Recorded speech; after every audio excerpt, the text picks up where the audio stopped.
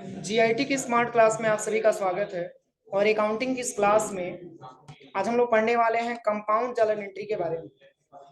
देखिए, पिछली क्लास में मैंने आपको जो है सिंपल जर्नल एंट्री के बारे में बताया था, जिसमें सिंगल अकाउंट डेबिट और सिंगल अकाउंट क्रेडिट का जिक्र हम लोगों ने किया है। ठीक है। और मैंने आपको ये भी बताया है कि जैसे जो हमारी अकाउंटिंग में जो जर्नल एंट्री होता है, क्या होता है? जर्नल एंट्री होता है। उसको हम डे बुक की तरह भी जानते हैं कि मतलब उसको डेट वाइज उसमें डेटा हम रिकॉर्ड करने का काम करते हैं। और मैंने उसको बताया था कि उससे बुक्स ऑफ ओरिजिनल एंट्री के नाम से भी जाना जाता है, जिसमें डेट वाइज के ट्रांजेक्शन को हम उसमें मेंशन करते हैं। जैसे कि पर डेट में आपने कौन कौन सा अपने बिजनेस में ट्रांजेक्शन किया, उस पूरे ट्रांजेक्शन को आपको मेंशन करने के लिए, एंट्री करने के लिए एक आपको जर्नल वाउचर का ही इस्तेमाल करना होता है। यही तो मैंने बताया था ना जर्नल में। और उसमें मैंने ये भी बताया था आपको कि उसको बुक्स ऑफ ओरिजिनल एंट्री के नाम से इसलिए जाना जाता है क्योंकि हम उसमें डेट वाइज डेटा हम उसमें रिकॉर्ड करने का काम करते हैं। और उसमें भी दो प्रकार के ऑप्शन दिए गए हैं, दो प्रकार के विकल्प दिए गए हैं आपको जर्नल एंट्री करने के लिए, जिसमें एक आपका आता है सिंपल जर्नल एंट्री और दूसरा आपका आता है कंपाउंड जर्नल एंट्री। तो अभी तक तो मान के चले कि हम लोगों ने सिंपल जर्नल एंट्री के बारे में जाना कि कब और किसे क्रेडिट किया जाएगा, कब और किसे डेबिट किया जाएगा। उसमें मैंने आपको ये भी बताया था कि सिंपल जर्नल एंट्री में मात्र दो ही खाते प्रभावित होते हैं, एक आपका डेबिट और दूसरा आपका क्रेडिट। और जो डेबिट पक्ष होता है वो हमेशा क्रेडिट पक्ष के क्या होते हैं? इक्वल होते हैं, बराबर होते हैं। मतलब कोई भी ट्रांजेक्शन आप करिए, इसमें भी अगर हम कंपाउंड में भी अगर हम जांच करेंगे तो कंपाउंड में भी आपका जितना डेबिट का अमाउंट होगा उतना ही क्रेडिट का भी अमाउंट होगा। बस दोनों में अंतर क्या है? तो अभी चूंकि कंपाउंड के बारे में हम बता रहे हैं, अभी आपको सिंपल के बारे में मैंने आपको बता दिया, कई सारे आपको ट्रांजेक्शन भी मैंने करा दिया, तो सिंपल में कोई प्रॉब्लम नहीं है। लेकिन अगर हम कंपाउंड के बारे में जानना चाहें तो कंपाउंड जर्नल एंट्री होता क्या है? तो देखिए यहाँ पे लिखा भी है कि ऐसी जर्नल एंट्री जिसमें एक से अधिक अकाउंट डेबिट हो और एक से अधिक अकाउंट क्रेडिट हो, उसे कंपाउंड जर्नल एंट्री कहलाता है। अब देखिए, अभी तक तो हमको यही पता था कि सिंगल अकाउंट डेबिट और सिंगल अकाउंट क्रेडिट, लेकिन अब हमारे सामने ऑप्शन ये आ गया कि मल्टीपल अकाउंट डेबिट और मल्टीपल अकाउंट क्रेडिट। मतलब ऐसे क्वेश्चन मिलेंगे जिसमें आपके 4 अकाउंट डेबिट होंगे तो 4 अकाउंट क्रेडिट होंगे। समझ में आ रहा है ना? या 4 अकाउंट डेबिट के होंगे तो एक अकाउंट आपके क्रेडिट के होंगे, या 4 अकाउंट क्रेडिट के होंगे तो एक अकाउंट आपके डेबिट होंगे। अब ऐसे क्वेश्चन आपको मिलेंगे। समझ में आ रहा है ना? तो ऐसे क्वेश्चन को, ऐसे एंट्री को हम बोलते हैं कंपाउंड जर्नल एंट्री। समझ में आ रहा है ना? ऐसे ट्रांजेक्शन को कंपाउंड जर्नल एंट्री के नाम से जाना जाता है। क्या इस टाइप का ट्रांजेक्शन हम लोगों ने सिंपल में जाना है? केवल सिंगल सिंगल के बारे में मैंने आपको बताया, जितना आपका डेबिट उतना ही आपका क्रेडिट। लेकिन अगर हम कंपाउंड के बारे में अगर हम बात करें तो अगर 4 अकाउंट आपका डेबिट का है और सिंगल अकाउंट आपका क्रेडिट का है, तो जितना आपका डेबिट का बैलेंस होगा उतना ही क्रेडिट का भी बैलेंस होगा। दोनों इक्वल होना चाहिए। चाहे आप मल्टीपल लीजिए, चाहे सिंगल लीजिए, मतलब उससे नहीं है। जितना आपका डेबिट का अमाउंट होना चाहिए उतना ही आपका क्रेडिट का भी अमाउंट होना चाहिए। फॉर एग्जाम्पल कि मान के चलिए कि आपके बिजनेस में 3 अकाउंट डेबिट का मिल गया और एक अकाउंट आपका क्रेडिट का हो गया, तो अगर 3 अकाउंट डेबिट का मिलकर के 50,000 हो रहा है तो एक अकाउंट क्रेडिट का भी 50,000 का ही होना चाहिए। जब तक ये दोनों कॉन्सेप्ट अगर मैच नहीं करेगा तब तक कोई भी आपका ट्रांजेक्शन सही नहीं होगा। क्लियर हुआ? तो ये हमारे कंपाउंड जर्नल एंट्री कहलाते हैं। और यहाँ पे लिखा भी है, कह रहा है कि 2 या 2 से अधिक सिंगल जर्नल एंट्री पास करने के बजाय हम एक कंपाउंड जर्नल एंट्री भी पास कर सकते हैं। जैसे कि अगर आपको क्वेश्चन में 4 अगर आपको डेबिट का खाता दे दिया जाए और 4 आपको क्रेडिट का खाता दे दिया जाए तो कै गो सिंपल बनेगा? 4 को बनेगा ना? बनेगा कि नहीं बनेगा? 4 को बनेगा। लेकिन वो चारों को जोड़ करके कहीं आपको बनाना, उसको कंपाउंड बोलते हैं। लेकिन ये तभी संभव है जब आपको सिंपल आएगा, क्योंकि जब तक सिंपल नहीं आएगा तब तक आपको कंपाउंड भी नहीं आएगा। समझ में आ रहा है ना? पहले तो आपको अकाउंट में ये छांटना होगा कि किस अकाउंट का वो दिया हुआ है, उसका नेचर क्या है, डेबिट का है कि क्रेडिट का है। जब तक हमको अकाउंट पहचान करना नहीं आएगा तब तक हमको डेबिट क्रेडिट पहचान करना नहीं आ सकता। तो वही इस ट्रांजेक्शन में बताया जा रहा है कि एक सिंगल एंट्री पास करने के बजाय हम एक कंपाउंड जर्नल एंट्री भी पास कर सकते हैं। मतलब अगर 4 अकाउंट डेबिट और 4 अकाउंट क्रेडिट आ गया तो वैसा नहीं कि उसको सिंपल से सिंपल जर्नल एंट्री के जैसे मतलब एक एक करके आप बनाइए, नहीं, उन सबको जोड़ करके एक जगह बनाना होता है। आप वैसे बनाने के लिए तो आप अलग अलग अकाउंट तो बना ही सकते हैं, लेकिन वो प्रोसेस आपका सिंपल में चला जाएगा, फिर कंपाउंड में मान्य नहीं होगा। कंपाउंड का रूल ये कहता है कि अगर आपका मल्टीपल अकाउंट डेबिट है और मल्टीपल अकाउंट क्रेडिट है, उन सबको एक जगह जोड़ करके बताइए, उसको हम कंपाउंड जर्नल एंट्री बोल सकते हैं। कोई दिक्कत समझने में किसी को? Multiple account debit, multiple account credit, single account debit, multiple account credit, multiple account credit, single account debit, ऐसे ट्रांजेक्शन इसमें आएगा। तो कैसे ट्रांजेक्शन इसमें होगा, इसमें एक ट्रांजेक्शन के बारे में जिक्र भी किया गया है। देखिए इस ट्रांजेक्शन का एग्जांपल यहाँ पे आप दिया हुआ है। देखिए यहाँ पे सबसे पहले बताया जा रहा है, एक एग्जांपल दिया हुआ है, ध्यान से समझिएगा।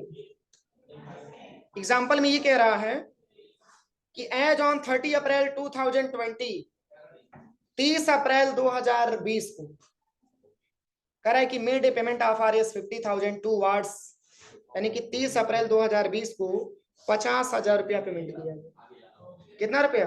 50,000 रुपया 30 अप्रैल 2020 को पेमेंट किया गया, जिसमें 20,000 रुपया टेलीफोन का बिल दिया गया, 20,000 रुपया स्टेशनरी एक्सपेंस दिया गया और प्लस 10,000 रुपया ट्रेवलिंग एक्सपेंस दिया गया। तीनों हमारे बिजनेस के लिए इनकम है। क्या है? सब हमारा खर्च है, तीनों हमारे व्यापार के लिए खर्च है।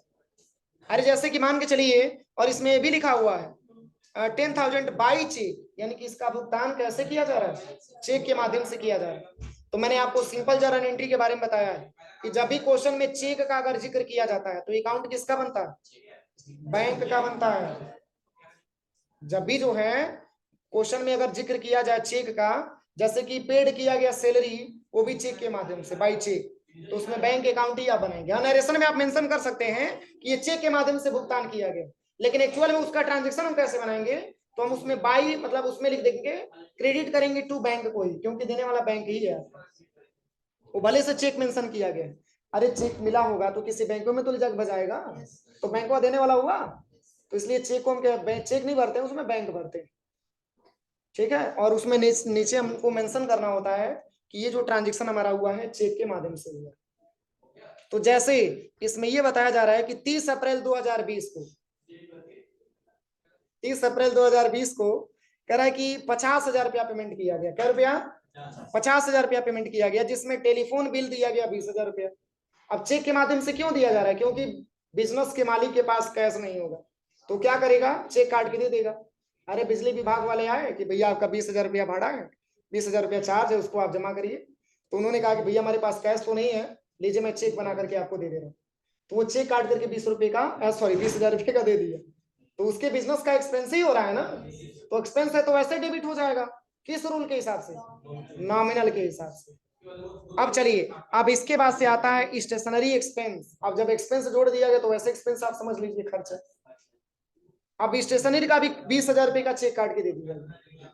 जैसे कि मान के चलिए कि दुकान पे गए, उन्होंने स्टेशनरी एक्सपेंस में क्या आएगा, जैसे अपने ऑफिस के लिए रजिस्टर उन्होंने खरीदा, कलम खरीदा, पेंसिल खरीदा, इरेजर वगैरह सब कुछ खरीदा, उसका उन्होंने 20,000 रुपया चेक काट करके दे दिया। जो भी ऑलरेडी पहले से एक्सपेंस हुआ होगा उसको 20,000 रुपया काट करके चेक इन्होंने दे दिया। फिर ट्रेवलिंग एक्सपेंस में आ गए, अब उन्होंने यात्रा वगैरह किया था, उसका भी पैसा बाकी था, उसको भी उन्होंने 10,000 रुपये का चेक काट के दे दिया। तो सारा इन्होंने भुगतान किया 50,000 रुपया, लेकिन जिक्र किसका हो रहा है? चेक का हो रहा है, चूंकि चेक से ही पेमेंट दे रहे हैं। तो अब एक बात बताइए, अगर चेक से पेमेंट दिया जाएगा तो बैंक पाने वाला होगा कि देने वाला होगा? देने वाला होगा। समझ में आ रहा है ना? क्योंकि बाई चेक लिखा हुआ है, चेक के द्वारा ही पेमेंट किया जा रहा है। अगर वही बाई कैश होता तो कैश को हम क्रेडिट करते, लेकिन इसमें जिक्र हो रहा है चेक की, तो चेक संबंधित है बैंक से, इसलिए हम बैंक को क्रेडिट करेंगे। तो चूंकि देने वाला है कौन? बैंक है। देने वाला कौन है? बैंक है। अरे चेक होगा तो किसी बैंक का चेक होगा, स्टेट बैंक होगा, PNB बैंक होगा, सेंट्रल बैंक हो गया, महाराष्ट्र बैंक हो गया, पंजाब बैंक, तमाम प्रकार के बैंक है, किसी बैंक का ही तो चेक होगा। तो देने वाला कौन है? बैंक है। और बैंक तीनों अकाउंट में किसके अंतर्गत आता है? पर्सनल के अंतर्गत आता है। और पर्सनल का ये रूल है कि देने वाले को क्रेडिट किया जाता है। चूंकि देने वाला है तो देने वाले का नेचर हमारा गिवर होता है, और गिवर का नेचर पर्सनल अकाउंट के हिसाब से क्रेडिट होता है, इसलिए यहाँ पे हम बैंक को क्रेडिट करेंगे और 3 अकाउंट जो हमारे सामने दिख रहा है उसको हम डेबिट करेंगे। कोई दिक्कत किसी को समझने में? वही ट्रांजेक्शन यहाँ पे बना करके बताया गया है। देखिए देखिए वही ट्रांजेक्शन इसमें बताया गया। सबसे पहले इसकी जो हम टेबल जो बनाएंगे, एक हम जर्नल लिखेंगे और डेट वाले कॉलम में हम डेट मेंशन करेंगे। यहाँ पे डेट, यहाँ पे पार्टिकुलर हो जाएगा, यहाँ पे एलएफ हो जाएगा, डेबिट हो जाएगा और क्रेडिट हो जाएगा। अब चूंकि 3 अकाउंट हमारा डेबिट का दिख रहा है, तो 50,000 रुपया पेमेंट किया जा रहा है, वो भी किसके माध्यम से? चेक के माध्यम से। तो देखिए जिसमें कि 20,000 रुपया आपका टेलीफोन बिल का एक्सपेंस आ रहा है, तो ये भी हमारे बिजनेस का एक प्रकार का खर्च है, इसलिए हम इसको क्या करेंगे? डेबिट करेंगे। समझ में आया? इसी तरीके से जो हमारा स्टेशनरी एक्सपेंस हो रहा है 20,000 रुपया, इसको भी हम क्या करेंगे? डेबिट करेंगे। कितने रुपए से? 20,000 रुपए से। क्योंकि खर्चे को डेबिट किया जाता है, ये मैंने आपको सिंपल जर्नल एंट्री में एक बार नहीं, मैंने कई बार आपको बताया। नॉमिनल अकाउंट का ये रूल है, नॉमिनल अकाउंट का ये नियम है कि जितने भी हमारे बिजनेस में खर्चे होते हैं, जो भी हमारे बिजनेस की हानियां होती हैं, उसको हम डेबिट करते हैं, इसलिए इस रूल के हिसाब से इसमें डेबिट किया गया। ऐसे ही ट्रेवलिंग एक्सपेंस को डेबिट किया गया है। लेकिन कह रहा है कि टू सिटी बैंक अकाउंट, अब देखिए 20 और प्लस 20 40 हो गया, 40 और 10 50,000 डेबिट का अमाउंट आ गया, तो 85,000 किसका आना चाहिए? क्रेडिट का भी आना चाहिए। इसलिए कह रहा है कि टू सिटी अकाउंट, मतलब सिटी अकाउंट का ये चेक है कितना रुपए का? 50,000 रुपए का। ये जो भी चेक काट करके दिया गया है, वो सारा का सारा हमारा सिटी अकाउंट बैंक का चेक है, जो चेक काट करके आपको दिया गया 50,000 रुपए। तो 3 अकाउंट डेबिट और सिंगल अकाउंट आपके क्रेडिट हो। समझ में आया? ऐसे भी हो सकता है, 4 अकाउंट भी डेबिट हो सकता है और सिंगल अकाउंट क्रेडिट हो सकता है, 5 अकाउंट भी डेबिट हो सकता है और सिंगल अकाउंट भी क्रेडिट हो सकता है। बस आपको क्वेश्चन समझना है, यहां तक कोई दिक्कत? अब देखिए कह रहा है कि in the above entry we have debited 3 accounts, telephone bill, stationery expense and travelling expense, and credit 1 account. कह रहा है कि that is city bank account. कह रहा है कि इस ऊपर के जो ट्रांजेक्शन में आपने देखा है, इसमें 3 अकाउंट आपके डेबिट के मिले हुए, एक आपका जो है टेलीफोन बिल, एक आपका स्टेशनरी और एक आपका ट्रेवलिंग। 3 अकाउंट आपके डेबिट के आ गए। और कह रहा है कि और सिंगल अकाउंट जो है वो आपका, वही आपका क्या है? क्रेडिट है, जिसको हम सिटी बैंक अकाउंट के नाम से जानते हैं। और कह रहा है कि compound entry can be recorded in any one of the following manners. ये जो भी आपके कंपाउंड के जो ट्रांजेक्शन दिए हैं, इन तीनों में से किसी भी एक का हम हेल्प लेकर के हम इस ट्रांजेक्शन को सॉल्व कर सकते हैं। तो जैसे इस तीनों में किसका इस्तेमाल हो रहा है, तो डेबिट मल्टीपल है और सिंगल आपका क्रेडिट, इसी के बिहाफ पे तो इसको किया गया है। मतलब 3 अकाउंट आपका डेबिट, तो क्या उसको मल्टीपल बोल सकते हैं? और सिंगल अकाउंट आपका क्रेडिट, इसलिए क्रेडिट 1 अकाउंट यहाँ पे मेंशन किया गया है। मतलब 3 अकाउंट आपने डेबिट का ले लिया, तो सिंगल अकाउंट आपका क्रेडिट का आ गया। वही बात इसमें कह रहा है। और भी किस प्रकार के ट्रांजेक्शन आ सकते हैं, तो कह रहा है कि डेबिट मल्टीपल अकाउंट और क्रेडिट भी मल्टीपल अकाउंट। अगर 4 अकाउंट डेबिट के, तो 4 अकाउंट क्रेडिट के होने चाहिए। अगला क्या लिखा है? Debit 1 account, credit multiple account. अगर डेबिट एक सिंगल अकाउंट है और मल्टीपल अकाउंट आपका क्रेडिट है, तो भी इस ट्रांजेक्शन को सॉल्व करने के लिए कंपाउंड का इस्तेमाल करें। यही आपको नीचे नरेशन में बताएगा। किसी को कोई प्रॉब्लम? चलिए एक क्वेश्चन मैं दे रहा हूं, इसको सॉल्व करके आप दिखाइए।